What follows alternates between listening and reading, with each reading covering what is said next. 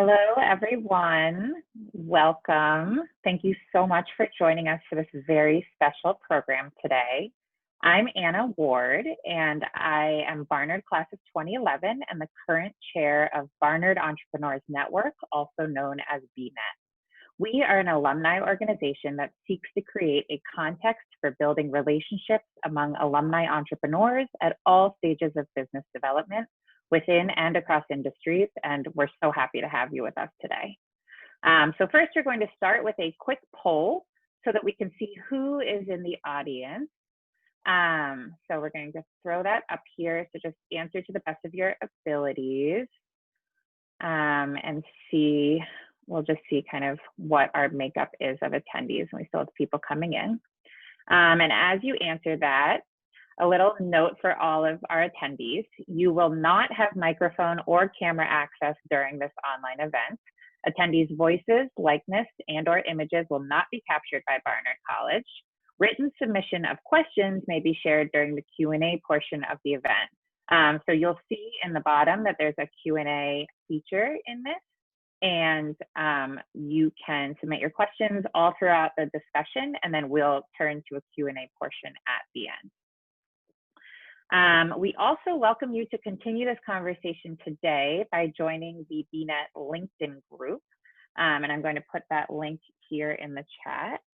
And you can join that group. You can post about anything you're seeking, people you're looking to connect with, any interesting information of an entrepreneurial slant that you might think other Barnard alumni would also be interested in hearing. And we're also trying to really develop our content on that platform. And across social media as well. We now have an Instagram, which you can also follow. But we're creating some really dynamic content that will be shared over the coming weeks with conversations with different types of Barnard alumni and entrepreneurs, and trying to address some very topical issues at hand. Also, we have an email, so if you have any thoughts, any questions, anything that you'd like to connect with the BEnet board about, getting involved more, being a part of an event, etc. Currently, most of our events are, of course, virtual. We have a Gmail, barnardentrepreneursnetwork@gmail.com. So I'm also going to put that in the chat. So feel free to reach out with any thoughts, questions, ideas you have. Okay, so it looks like most people have answered the poll. And we can see the results that we have 60%, 18 of you are entrepreneurs, which is amazing. We've got a couple of people working for small companies, a couple working for large, and a couple that are retired, unemployed, or another situation currently. So that's awesome. Thank you so much for sharing who you are. And again, we're so happy to have all of you here today. So now we will get right into today's discussion on True to Yourself sales. Now more than ever, the success and survival of a company hinges on its ability to connect with customers and effectively close the sales loop. Owning your role as a sales leader, whether or not sales is in your official title, is an important part of the entrepreneurial mindset. And this goes for entrepreneurs as well as people working within any size company. So our first panelist to discuss this today is Amanda Brotman, Barnard Class of 2002. Amanda is the founder and designer of Amanda Pearl, a sustainable accessories brand. She was born and raised in Seattle and spent 12 years studying and performing with Pacific Northwest Ballet. After a tenure at Marc Jacobs and Aaron Featherston, she decamped to launch Amanda Pearl. The brand is a study in dualities, creating a truly modern sensibility and approach to jewelry. Hello, Amanda. Welcome. Hello. Thank you. Hello. So I gave a very brief intro, but would love to just hear an overview of your career to date and kind of the evolution of your business. Well, I'll try to keep it in a nutshell. So as you said, out of college, I went to work for Marc Jacobs. First interning and then working there full time through technical design and ultimately in production. It was a really amazing time to be there because the company had grown quite a lot. It was kind of this big organization, or big business, but a small organization. So I really got to do a lot, and I learned a ton there. I then took that to Aaron Featherston, a young designer who had just moved from Paris, and helped her set up her shop here in New York. And then ultimately it was time for the inevitable to launch my own business. So for some reason I launched luxury handmade in Italy evening bags in February of 2008. Couldn't have been worse timing, but started small and just kept moving and pivoting, and slowly added some beaded jewelry and doing different things to have different price points, basically, so that we could continue to survive given what was happening in the economy and retail and everything else. Kind of fast forward to end of 2012, I had my first child. 2013, my business was feeling like it wasn't any longer what I wanted to present, and didn't feel representative of who I was and kind of how I wanted it structured. So spent some time kind of figuring out what I wanted it to be, which got relaunched for fall of 2015, maintaining the evening bags, adding some demi-fine jewelry, which I thought was a good place to be. Great price point, just allowed us to be more agile in the market. Spring of 18, launched fine jewelry, and then January 1st, 2019, shifted everything again to be direct to consumer, so that we could offer a really great price point on this fine jewelry, which the structure included a 10% give back to a different cause each quarter. And that's kind of the trajectory. Awesome. So can you talk a little bit more about that shift to direct to consumer? I think that's really interesting. I've seen a lot of brands doing that recently, and specifically how that kind of affected how you thought about sales and actually selling the product. Well, really, since launching in 2018, obviously that was a really tricky time, and retail was already kind of in trouble. Everything went in this cycle of quickly going on sale, which I've had a lot of opinions for about 12 years on, how this was not going to end well, and it hasn't ended well. Not that it's rocket science, everyone could probably see the writing on the wall, but the customer was being trained for sales, had no sense of the real value of the goods. It was just such a messed up, unsustainable structure. So as things developed for me, and then thinking again what I wanted to present for my customer, what I would want as a customer, I don't want to be like jerked around with these fake prices. I want to know, and for me, ideally as the business owner, I want the customers to have a sense of what the real true value is of these things. I don't want to dick anyone around. I don't want to have to do sales. I don't want people to have to wait for sales. I wanted to be able to give this real, true, fair price all year round. So, we've held true. We don't have margin for sales. And so we don't do that. We just offer this best price all year round. So that felt really good. I have felt really good about that shift, and being able to operate that way, because you're not having to play games. I don't do well with games. So that's been good. Obviously it changes the dynamic a lot, because you're not selling to wholesalers who are then, you have this kind of army of stores reaching out to the customer. So then it really became up to us. We're a tiny operation. I have my one colleague, Kelly, and we're doing everything. The great thing with all this digital media is now we can do that. And of course, there's a ton out there. So the struggle is breaking through all the noise out there. But the customer has the opportunity to just DM me, and we can talk about, if they want a special chain, or they want this, or what do I think of that? Could I do this?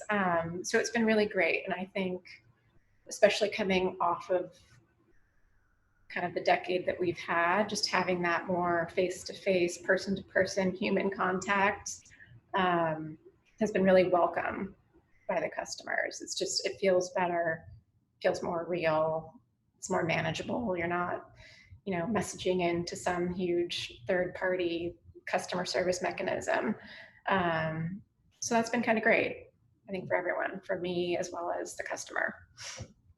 Yeah, definitely. And I know that you made that pivot obviously before current times, pandemic times, which probably maybe I'm assuming set you up maybe for more success during these times. But can you talk about the last few months, kind of the, thing that we're all wondering about and facing, and how if there's been any pivoting, what you've kind of done to connect with your customers even more and maintain those relationships?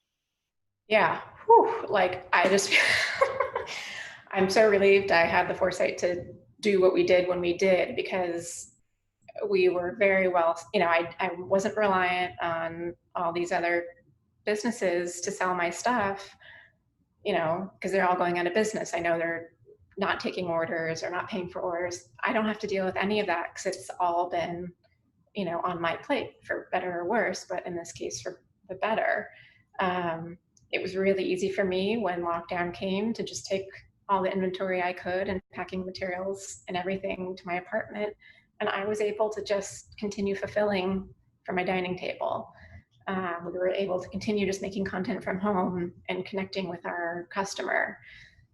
So we really weren't at a huge loss. And, there are a few things we sold out of and we couldn't make replenishment until things opened, but we were in a really good spot and people were continuing to shop online, which has been good. Knock on wood, that continues. But yeah, we were really well set up for that. And part of that also is that I had begun bringing other products into our store. I'm sitting right now in our kind of showroom and office space, and we have showroom that had shifted from what you think of for like wholesaling to a place where we'd have our customers come and shop.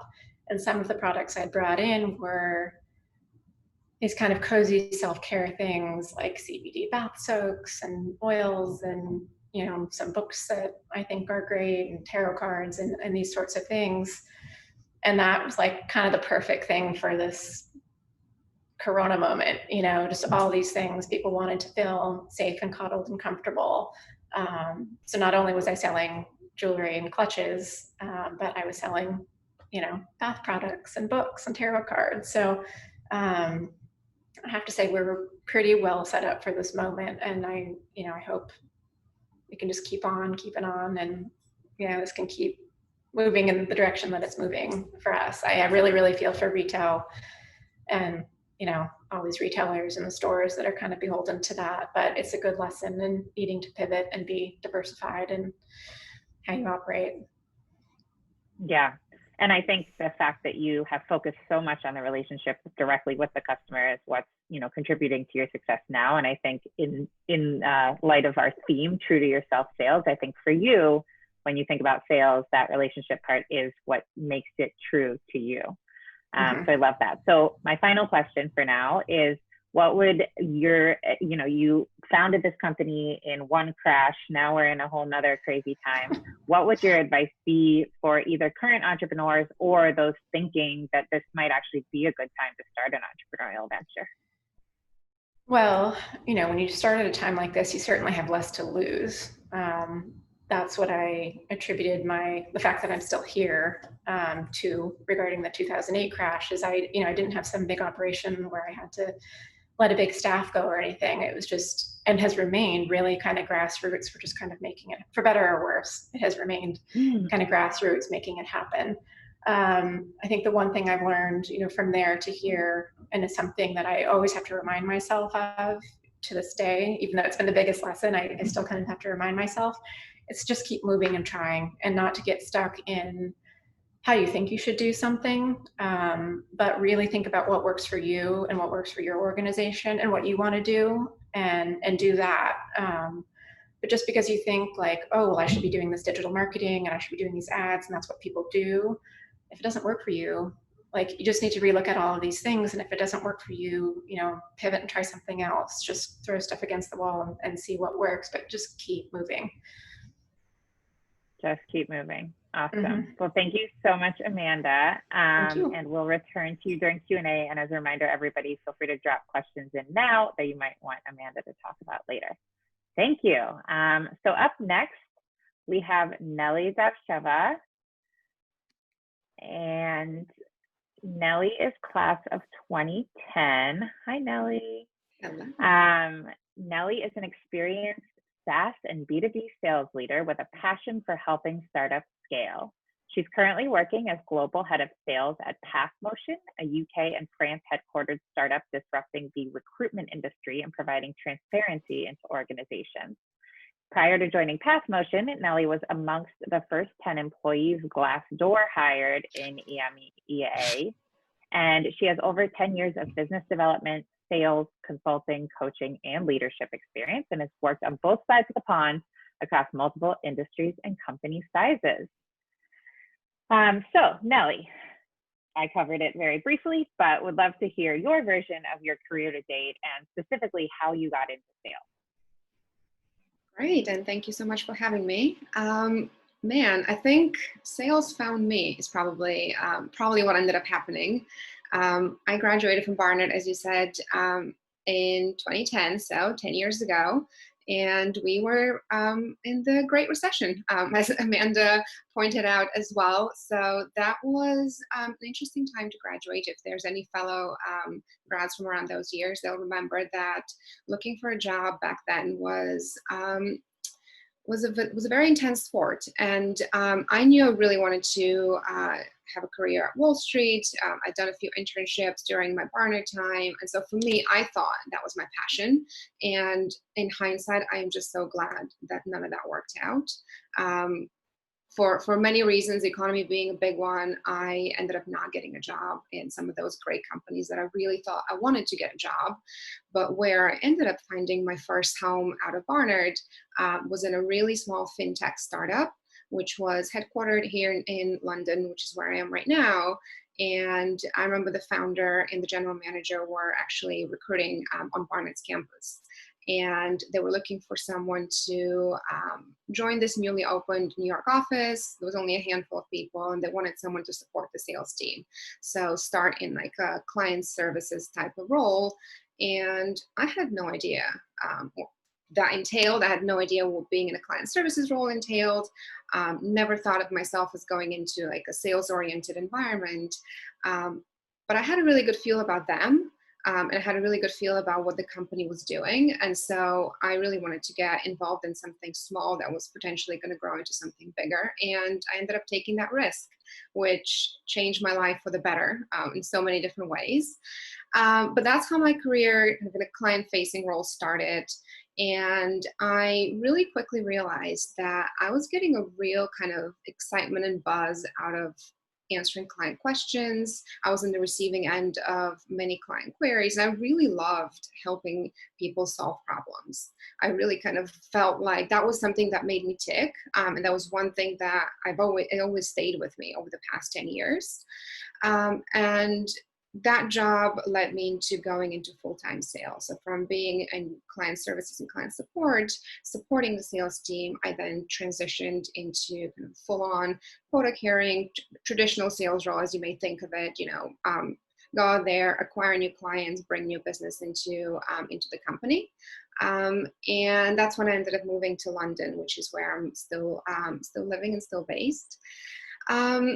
And so a few years on, I remained in fintech, and then I ended up taking a role at Glassdoor, where as you said, I helped the office open here in EMEA. They were a pretty well-known brand out in the US at that point, but here in Europe, people genuinely thought it was a company that made glass or doors out of glass. And so it was a pretty kind of exciting time to join and really be at the forefront of getting the brand out there. And that's really where I fully developed my sales career. So my role entailed bringing revenue into the company and then looking after the largest spending clients. And so that's where I really started to think more critically about what sales really means and just how important a sales function is to the fate of the company. This company is either going to survive or not, depending on the strength of its sales force. And from that point on, I was really invested both in developing myself as a sales professional, but also developing others. So I've been, over the past few years, really involved in sales coaching and sales training, and helping others really develop those skills. Because if there's one thing that I hope people kind of stays with them today, it's that sales is really learnable.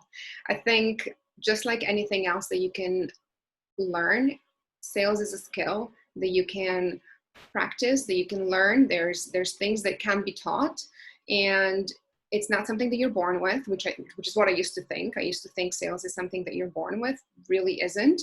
And so for me, after about 5 years at Glassdoor, I know I took a job at PathMotion, which is an HR tech startup. They're much smaller companies, only about 25 people, and I lead all of their commercial functions. So I look after kind of the full onboarding of new clients, prospecting, onboarding, and acquiring new business for the company. So that's it in a nutshell. Been doing sales for 10 years without really intending to actually get into it. Thanks, Nellie. So thinking about that sales function, I know something that we've talked about before is you were able to approach it in a way that does feel natural and true to you, as opposed to kind of fitting into the mold of what you think of as sales. So how do you kind of approach it to make sure that it is true to yourself? Yeah, I think to me, I would say sales is so much more than a transaction between two companies. Sales is a strategy role, and sales really is also kind of building the foundation for what the business can be, how large of a potential the business can achieve. And with a strong sales force and with strong salespeople, there's really there's really no limits to how far a business can go. And so to me, and a lot of people kind of come to me and asking me about, what does it take to be a good salesperson? And I always used to think about, what are the qualities of a good salesperson? I always used to think that people would socialize a lot, entertain clients, especially in the field that I work in, which is working with larger enterprises. There was always this kind of concept that would involve a lot of, being a certain type of person. I personally am a very introverted person. It's just ironic that I ended up in a role that requires a lot of talking, meeting new people, and just being kind of at the forefront of the company. But I'm personally an introvert, and I think that served me really well. I've made that work for myself, and I prefer to listen than to talk. I prefer to, when I go into a meeting with a client or a group of clients, I prefer to let them speak and really let them tell me what problem are they looking to solve. Because ultimately, sales is about solving a problem. Someone has a problem. Can we help them solve it? Can we help them get better at what they do? Can our company help them do that? And to me, being naturally more introverted and preferring to take a step back has worked really well, because I love to really find out. I'm naturally a curious person, and I love to find out what makes the other person tick. Kind of to Amanda's point earlier, really about building a relationship and really understanding why are we having this conversation? What led us to here? And one of the questions I always ask everyone that I speak with in a sales capacity or whatever it is how do you get measured at your job? What does your boss need to see from you in order to promote you? And if I can help that person take that next step, we're not only just talking about a transaction, we're now talking about a long-term partnership, and one that's going to keep on giving back to the business. And so that's how I approach it.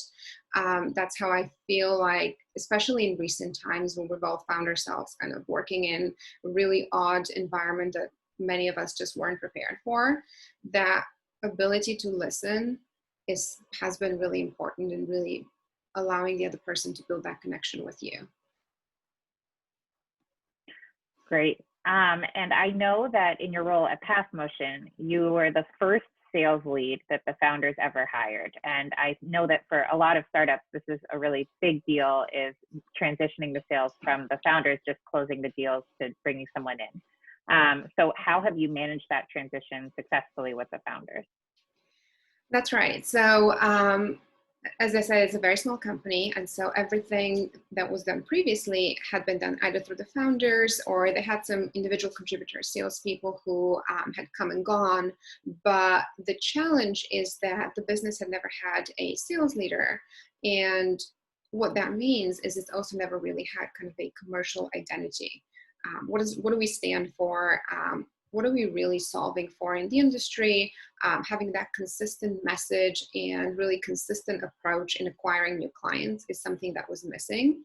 And that was, frankly, that was hurting the business, because everyone was left feeling different about interacting with the company. And the purpose of the sales team is to be kind of at the forefront of that interaction with a new customer. And so it's on the sales team to make your potential customers feel a certain way, leave them with a certain understanding, because that's the main interaction they'll have before they get to know your product team, before they get to know all the other amazing people who may be part of the relationship going forward, especially in the SaaS world. Usually there are quite a few different teams that get involved. It's your sales team that's really setting the tone for what kind of relationship we're going to have. And that was really lacking. And so ever since I joined, there's always a bit of an adjustment period when you're working directly with the founders, but I would say trust has been the most important aspect of our relationship, because it requires the founders to let go a bit and to trust that you will treat their baby just as responsibly and with just as much love as they would. And on my side also, it's trusting them that they've brought me for the right reasons. It's a huge responsibility, which I'm not, I don't take lightly. And I know how much effort and hard work has taken into building the company to the stage that it has been. And so for me, it's really been treating that trust with great responsibility and helping move the company forward. And as with any small company, it's like a family more so than anything else. I mean, there's only 25 of us. Some of us have more cousins than that. And so also it's kind of approaching it with openness and transparency is incredibly important. If there's a challenge, let's talk about it straight away. If there's something that we can be doing better and differently, and especially in this environment, how can we pivot faster? We're hearing that the market is not really responsive to some of the messaging we're putting out there. It's on me to go back to the founders and say, hey, we probably need to pivot. We got to do something different. And there's been a lot of that going on over the past few months. And I would say that's been a really key component, but without that trust, it's really hard to build a sales function if you don't have that trust.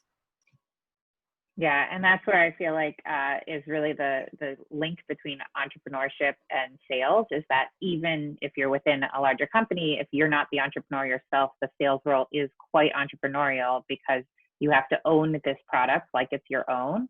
And then you have to kind of be constantly thinking and pivoting and adjusting the business and taking it on yourself to report back what needs to be changed. That's right. Yeah. So finally, again, question on everyone's mind, but I think you in particular in this sales role, how has it changed during the pandemic and during the last few months? And also, what's next? It's been a crazy few months, and I think it's really what the past few months have really brought on, especially for small business like PathMotion, is just how important it is to invest in relationship building. Because what we found is that not everybody is ready to buy the product that we're selling them right now. Priorities have changed at a lot of our customers, a lot of companies. So our product is very much geared towards HR teams, helping bring transparency into the organization. If companies are hiring, they would use our product to showcase what a great place to work they are.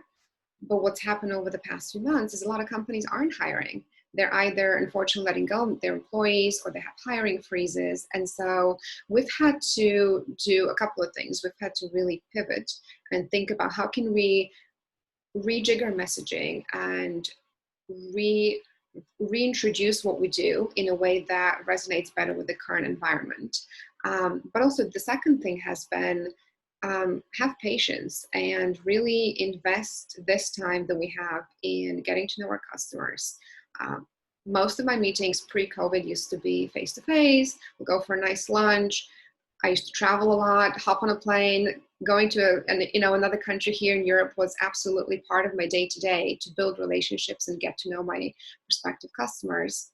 In the absence of that, we're now doing Zoom meetings, right? And we're now in a situation where you get to know your client in their home world. You get to see their kids, you get to see their dogs, you get to see the good, the bad, and the ugly, because that's what the pandemic has really, I think on one hand, it's been really unfortunate, but on the other hand, it's actually been a golden opportunity to establish relationships with people in a way that otherwise you wouldn't, because it forces you to talk about the personal. It forces you to talk about, are you homeschooling your kids?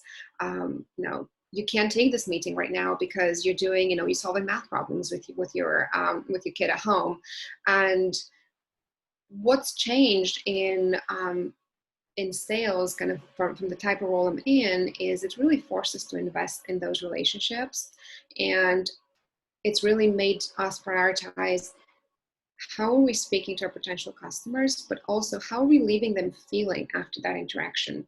Because they will remember how we behaved and how we made them feel during this difficult time. And if we handle this right, they will come back and they will become customers when they're ready. But if they were felt feeling as if we're pushing them to do something, or we're not really listening to the real problems that they have, we probably have broken up that trust, and we don't stand a chance to win that business. And so it's really, really emphasized the importance of the personal and the human. And I think that's a hugely, hugely important component of sales.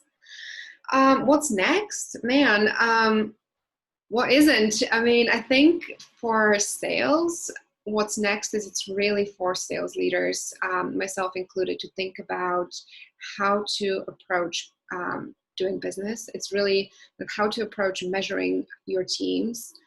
That's been something I've been really focused on, especially in difficult times.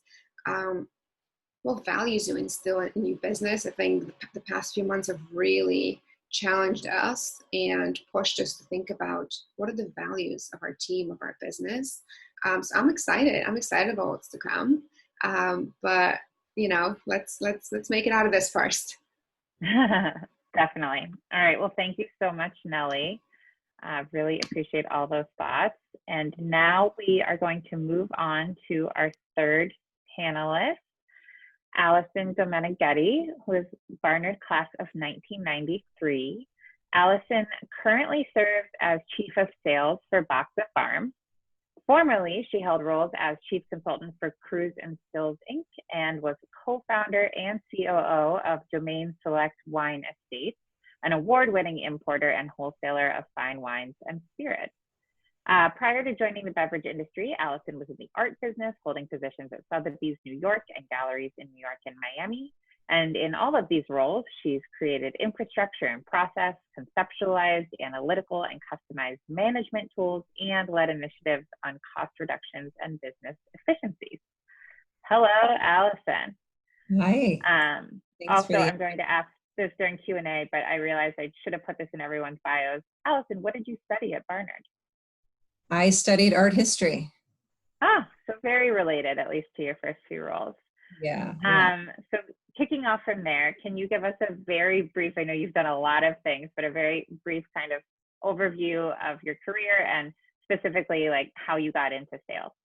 Yeah, absolutely. So I feel like I've always been in sales since graduation. But following Barnard, I continued to apply my art history degree as you had mentioned, and I worked at Sotheby's for a number of years. It just so happened that during my tenure there, wine auctions were just beginning in the US, and I was very intrigued and really caught the bug then. So my first official position in the wine business was as a fine wine specialist. It's interesting because in the wine and spirits industry, there are very few people who actually train on any kind of path to be in that business. There really isn't a path. So as a result, it's filled with people from such diverse backgrounds. And, whether, you know, they were on a trajectory to go to medical school or engineers or artists, or, you know, it's really very diverse. So in my first official position as a fine wine specialist, it was with one of the two largest wholesalers in the New York metro area. And at the time, I was really amused by the title because I felt farther from a specialist than I could ever be. You know, in fact, having a visual arts and an art history background, my tendencies were really to, you know, great attention to detail and full immersion. And suddenly I had this title as a fine wine specialist, and I felt like I didn't know anything about wine. And I just didn't feel qualified for that title, but I was told, you know, don't worry, you're going to be great. And I was handed a list of accounts that included all the top restaurants in Manhattan, and I was given the mission of engaging with them to make placements across our portfolio of fine wine, which included literally hundreds and hundreds of SKUs. So as my journey began, I quickly discovered that building relationships was naturally creating a roadmap for me in terms of how I would structure my time and how I'd structure my days. The position was also new to the organization, so there really wasn't a pre-existing template or, you know, even a list of job responsibilities other than, you know, go sell, go make relationships with these people.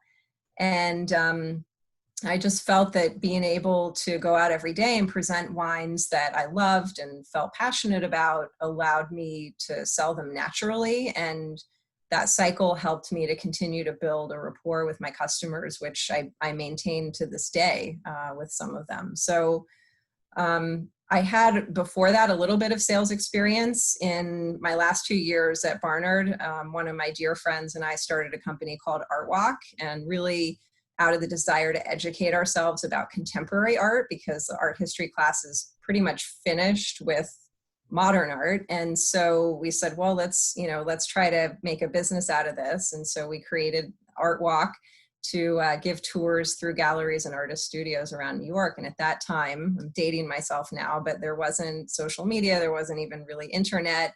And so we had to go door to door to hotel concierges and to, you know, speak to gallerists to get them to help us promote our business.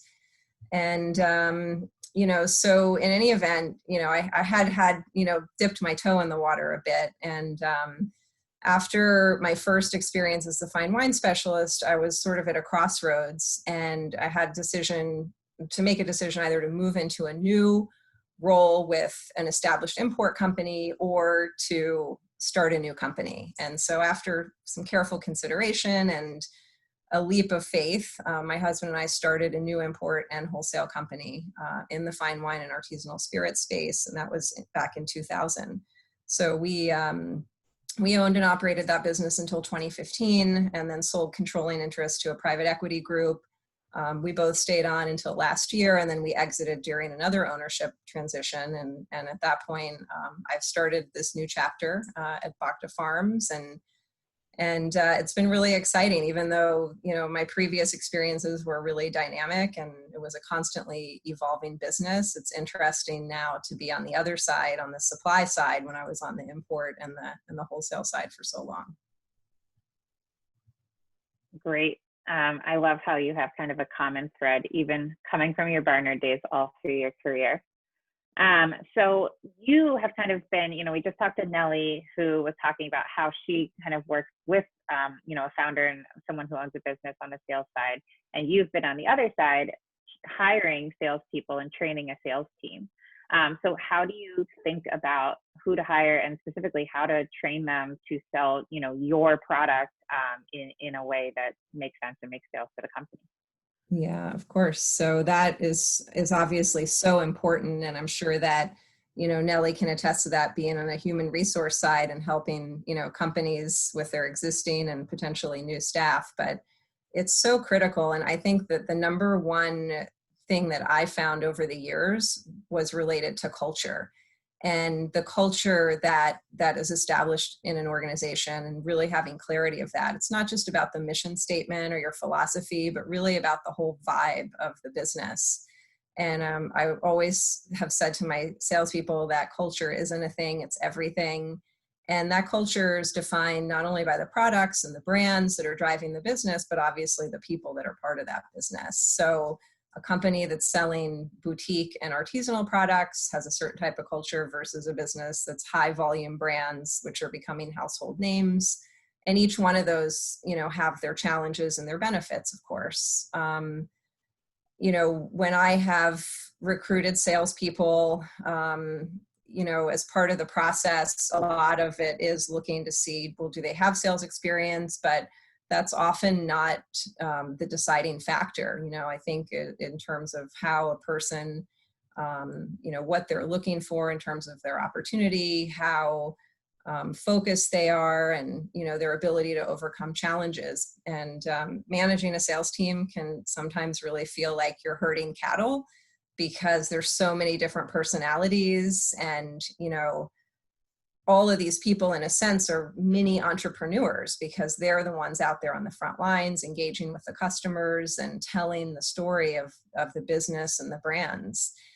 And I think that the real success comes when you can get your team to focus on their strengths and start to see results, and then at that point challenge them to take it to the next level, get out of their comfort zone. And that kind of dynamic really propels motivation. From my experience, it creates a really dynamic team environment where people can help and rely on one another. And then that, again, circles back to the whole culture. People want to be part of an organization where they feel like, they're home and they can rely on support mechanisms there. I think, unfortunately, a lot of businesses and sales managers try to put everything into a neat little box, or there's no box at all, where people have no guidance and no tools. They don't have any feedback from management. They don't have any, performance reviews or anything like that. And so, salespeople are just sort of left on an island floating by themselves, and they don't know if they're doing a good job, if they're not doing a good job. So I think it's really important to get to know your team members, earn their trust and earn their respect, and then they allow you to help them grow. And that growth equates to business, and then everyone benefits.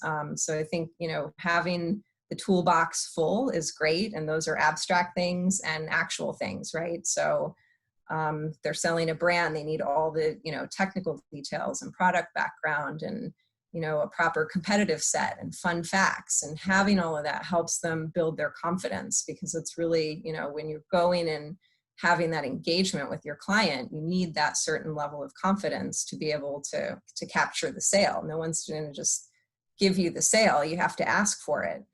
And, I think also what was said previously is listening. It's so important to teach them to listen, get to know their customers, what their buying habits are, margins, personal tastes, interests. As Nellie mentioned, part of the dynamic with COVID is we are getting to know people more, because oftentimes the conversations with the clients start with, well, how are you? Is everyone healthy? How's your family and your kids? And what have you been up to?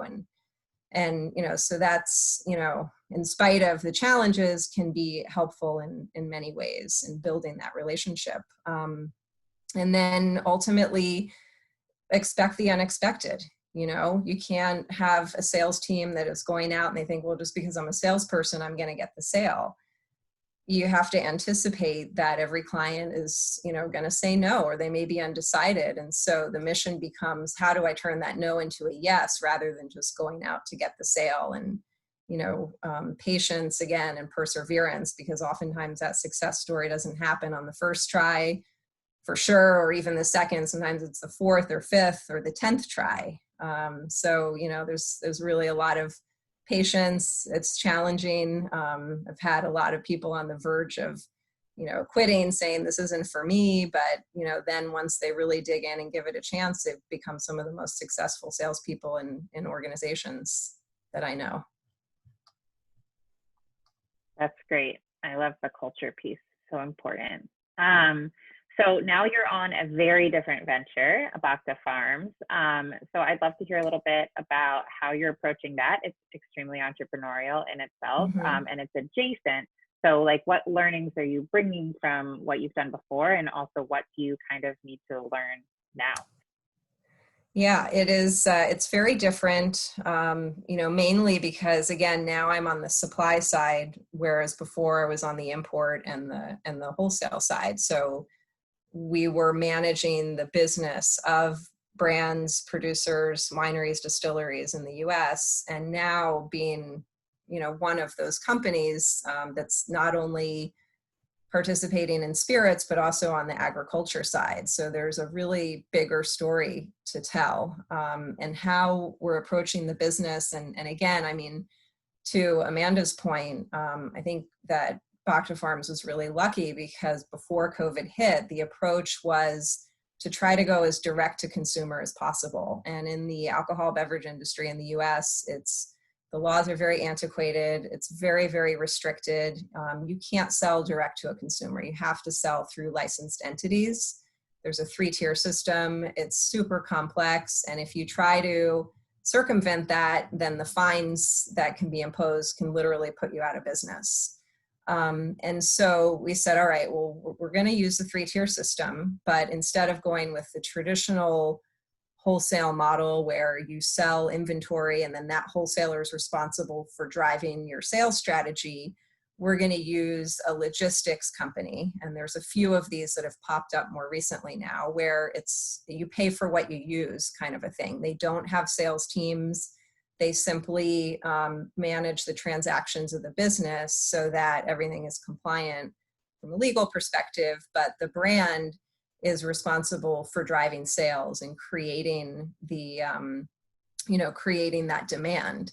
And so that was always the strategy from the beginning of the business. And thank goodness that's the case because, the alcohol beverage industry with all the restaurant closures has just been decimated, and retail is very strong, but people are buying their Tito's and their, California Chardonnays, and hasn't been a whole lot of experimentation with retailers trying to bring in new items and introduce their customers to new things. So we have been talking directly to the consumers, to the clients, and engaging in those relationships with them, and telling them our story, and it's an organic experience. Then they tell their friends, and I've gotten so many emails from different types of people that are interested in their own way for the Bacta spirit.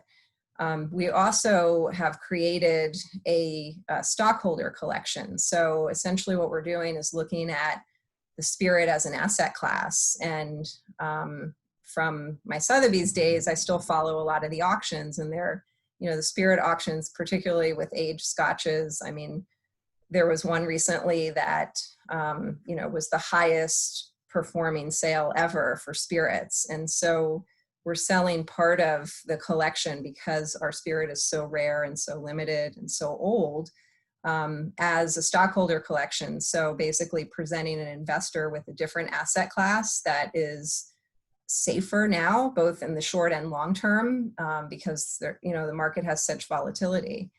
And that's really unusual because you don't see that typically with brands that are new. You see that with brands that have, decades and decades of history in the market. And we've had a really great response to that. And people are, engaged because they are looking for new things, and they're looking for, new experiences. They're looking for luxury to replace, vacations that have been canceled, and, for celebratory purposes. So that's been interesting. And then on the sales side, we don't really have a sales team yet per se. We've been working with social media influencers, and that has been a very interesting experience because many of them are just bluntly opposed to sales. They don't want to be called salespeople. They don't want to be perceived as a salesperson because they think it impacts their credibility with their followers, which in many ways, is probably true.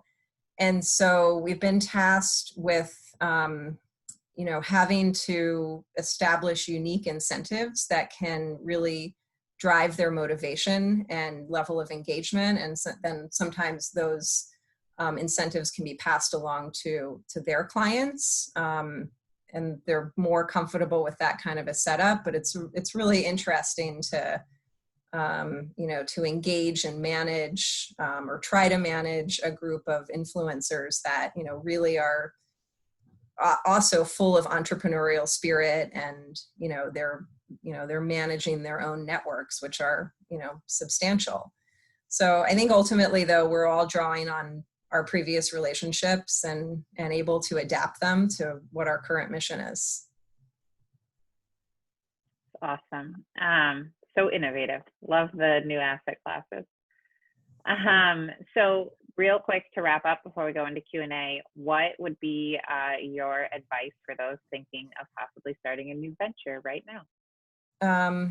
Well, I think that, in agreement with my fellow panelists, that if you're passionate about something and you have a great business plan, then just do it, because there's never the ideal time. And I think flexibility, optimism, and balance are really important. Make sure your business model is vetted and that you've got realistic expectations, that you're properly funded to be able to overcome any short-term unexpected challenges. And just know that there are things that are going to come up that you don't know, you're not anticipating, so that you can at least have a mindset that you're ready to deal with those challenges. And that way, hopefully you're not terribly bogged down and distracted by them. Great. Thank you so much, Allison. So now I'm going to invite the other Nellie and Amanda to turn on your cameras, and we have a couple questions. So we'll see who wants to answer first. I know the first question is for all of you, so we'll see what you have to say. So here's the first question. I would love to learn about your favorite tools for managing your sales process and your ability to connect with your customers, from email templates you love to CRMs or operational tools or project management. What tools are out there and what tools do you like or not like? I know one is Path Motion for hiring. Anyways, so whoever wants to maybe hop in with a tool recommendation. Okay. My business is obviously very different from the other women here. I'm wearing all the hats, not just sales. So I'm not probably as in depth. My needs are just different. For us, MailChimp, very simply, MailChimp has become a really robust tool for us to do a lot of things. From, I started out with just using it for my weekly e-blast. Now they do so much, like I literally don't even know all of the features that they offer, but they can even do snail mail postcards, all sorts of things. For us, that's become, and like automated messages, all that stuff, it's become a great tool for us. Awesome. Now, Sure, I can go. I think probably, yeah, very different in an organization like Path Motion, which is B2B sales. Our CRM is HubSpot, which does a lot of the email tracking for us. I personally have also used in the past, not here, tools like Seismic and ClearSlide that track open rates of what you send out there. What are your customers clicking on, downloading, where are they spending the most time? Like if you send them like a sales deck, for example, which slides resonate the most with them? So that really kind of informs what part of your message is really sticking. I'm a really big fan of those of systems. There's so much innovation in that space right now, but those are a couple of systems that really kind of highlight to you what your customers pick up the most and care about the most out of the message that you send them, so that you can tailor and pivot. But there's a ton going on in the market, so I'll stop here. great. Allison? Yeah, so from my perspective, and again, in the alcohol beverage space, since it's so highly regulated and we can't sell directly to a consumer, we're not able to capture that kind of consumer data. It's really left up to the retailers, and it's a challenge to collect that. But I think in terms of the sales teams, I've always customized systems or templates or added templates into existing systems to be able to provide the team with the type of data that we think is relevant based on what we're asking them to do and where we're asking them to focus their time. Great. And so I covered this kind of with Allison because I saw the question as we were chatting, but for Nellie and Amanda, what was your major minors at Barnard? And in retrospect, did your coursework lend itself to your chosen career path? Nellie, maybe you want to answer first, and then Amanda.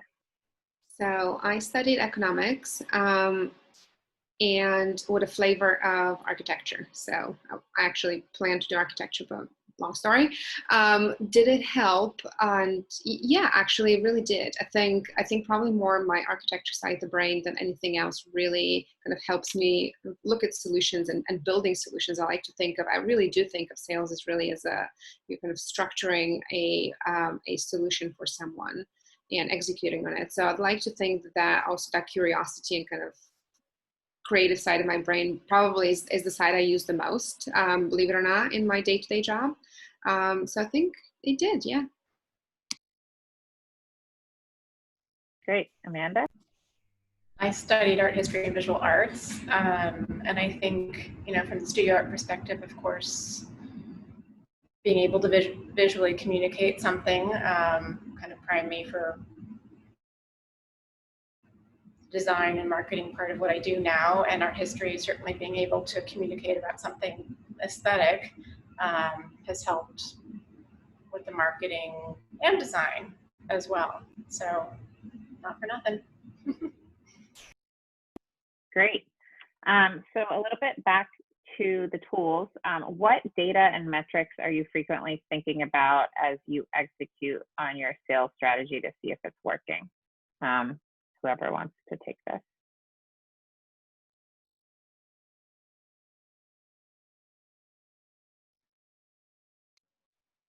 I can give it a go. I mean, there's a lot of different metrics that we pay attention to. I think some of them are just kind of simplified. I mean, we look at how many times does it take us to get a response from a customer? How many outreaches do we need to put out there to get a response, the initial response from a customer? How many touch points do we have then during the sales cycle? How can we make them more efficient? So those are metrics that we very much care about. Obviously, in the role that I'm in, someone's quota and how they fare to that quota is also really, really important. But I always think about how can I make the sales process more efficient and how can we become more scientific. So instead of, there's many organizations that potentially can purchase the products that we sell, but we tend to focus on really tailoring it so that we lower the cost of sale by spending as less time as possible and converting that transaction faster. I hope that helps, but there's loads of other metrics that we track kind of from the beginning or from the marketing side that feeds into sales. So marketing qualified leads is something that we always look at. How many of those then become sales qualified leads? And then how many of those ultimately convert? That really shows us, are we building the right pipeline, talking to the right people, saying the right things to them? Great. I'm going to direct this one right at Allison, just for the heck of it. So Caroline from Forbes Careers has a lot of readers who are aspiring career changers. Do you find that companies are open to hiring sales professionals without experience even mid-career, since sales is a revenue generating function anyway, and you pay for yourself? Definitely. I have interacted, interviewed, and hired people that have changed or looking to change their career path that are over the age of 40. And I've had great levels of success with that. Again, I think it has to be someone that has a certain level of confidence and appreciates the concept of sales, even if they haven't actually done that before. But I've had, accountants, people that have been in real estate, people that have been in catering businesses. And again, I think it's really about, getting to know the person and their ability to create relationships with people based on their past experiences. And sometimes that can be a really helpful initiation to a new conversation. Great. Okay, we have a long question, which I'm attempting to distill in my own brain. from Lisa, but it's about running a company that up till now has had a storefront, and that's been a lot of the way that it's attracted new customers and driven business, and she hasn't had to do so much sales tactics. But since pivoting to online and Zoom, the conversations don't really feel like they're as natural, and she's giving answers, but she doesn't know if people are feeling the right feels from her conversations. Is she getting too personal? Is she not getting personal enough? She can't like fully represent the business via a computer. So I think the question is just, you know, thinking about pitches and sales skills in this world of virtual. Does anyone have any thoughts on, I guess, you know, all of you have been, you know, working from a virtual point of view. Nellie, you were talking about kind of seeing into your clients' homes and everything. I don't know if anyone has thoughts on how to deal with this new virtual world when you're making a relationship. I could make a quick response to that, and this may seem really obvious, but I've had a lot of success on the phone, even talking with people that I've never met before. And it's strange because we've all gone in a direction of using the phone less and less. I think setting up a video conference with somebody for the first time is probably a little bit too aggressive, at least in my view, but just, you know, jumping on a quick call if you don't feel like you're getting your message across through email. I think that, you know, sometimes it's really difficult to read people through email, and maybe just, you know, offering we can jump on a quick call, and, you know, and that sometimes is, you know, very helpful and successful.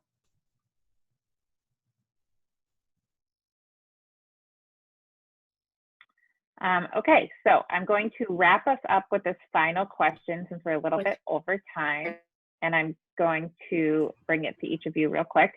Do you have any favorite resources for improving sales skills, whether it's a book, a blog, a podcast, or a course? Amanda, I'm going to you first. No, just trial and error. Pretty much. But educate me, everyone, please. Nellie, how about you? You know, I've done loads of sales trainings in my life, and it wasn't until recently I read a book called Never Split the Difference. If you haven't heard of it, I promise you will love it. It's written by someone who used to work in the FBI, and so it's not your usual sales training book, but I now recommend it to everybody on my team. So go on, you'll love it. Also, the guy who wrote it has a masterclass if you prefer to take information that way. Great. So it's called Never Split the Difference. Yeah, I think that it's Chris Voss, I think is the author's name. Honestly, it is worth your time. The masterclass, likewise. Great. Thanks. Allison?